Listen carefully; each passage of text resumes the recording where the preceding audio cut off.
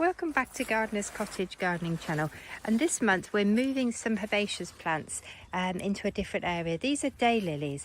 They were put here during our building project, and now we're digging them up and we're going to try naturalising them in a sort of wilder part of the garden. So Mike's just going to start by digging them up, and then much further on than they would normally be in March because it's been such a mild winter. So Mike's taken a good root ball from around the daylily, these crowns. In this part of the garden, we're planning this to be a sort of cutting garden for this year. So these daylilies are not a good cut flower. You can see what a huge crown that is. They've only been in here a couple of years, so they've done really well. They were just moved from another part of the garden. They're starting to spread out. And they're spreading out really big. So it's quite a job. Mike's doing the digging and I'm doing the filming today. I'll try not to get whacked in the face. So we're hoping to move all of these crowns this afternoon. We moved about a dozen yesterday, and then we've got about another, probably about 20 more to move. So we might not get them all done today.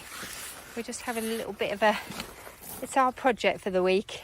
But actually, they're looking at them, they're absolutely huge at bottom.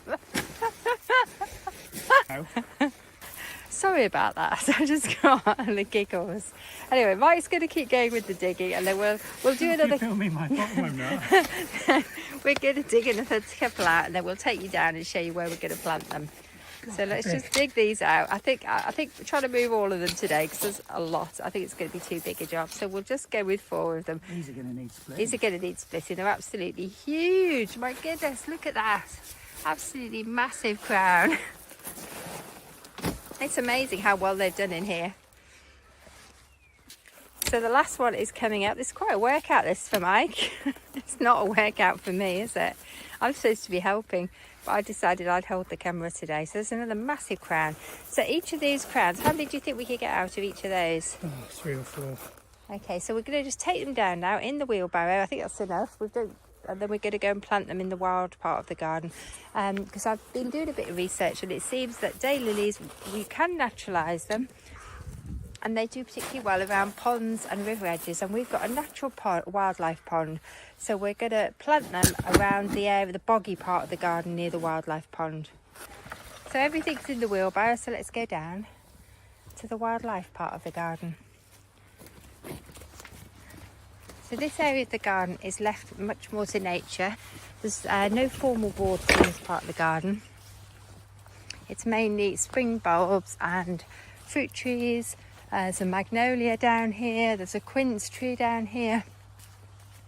Lots of wildflowers, as you can see. Got lots of primroses over here. So there's an area down here where not much is growing because it's very boggy, and lots of plants don't tend to like it. So this is the area that we're putting the daylilies in. And then it gives me the opportunity in the other part of the garden to plant some plants for cutting for the house. So Mike's just splitting the crown. I'll let Mike talk you through this bit. Right, just place your spade from the top going down. Probably get a bit closer. And then they divide really beautifully. And they'll have a bit of dieback, but they'll recover, won't they? March is a really good time to split your herbaceous perennials. That's a nice size. And you get a really nice young plant. Multi-stemmed, and that'll grow. And that'll get really going well. away. The other advantage to splitting them is it makes them much easier to plant because they're smaller. So we'll show you how we're going to plant it now. We had to raise the level a little bit down here. So the soil is quite gritty because the drainage here was really, really bad, and it was tending to be a sort of bog and flood, and we wanted to be able to use this part of the garden. So hopefully these will like it down here. And even the spring bulbs don't particularly seem to like this end. They've all died out, haven't they? But I think these will be okay, we hope. I think that might be digger damage. So Mike's taking another hole, and we're popping another one in. And then I'm going to stop filming and I'm going to help him so we can get them all in.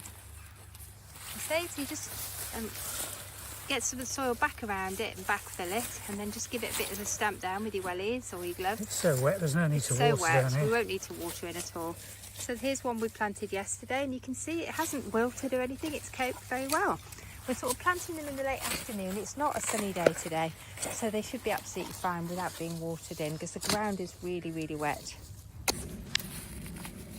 So if you have any questions about naturalising daylilies or planting daylilies or splitting daylilies, just pop them in the comments. I'm going to stop filming now and help Mike because we've got quite a lot of crowns to plant out. Anyway, thanks for watching. Bye for now.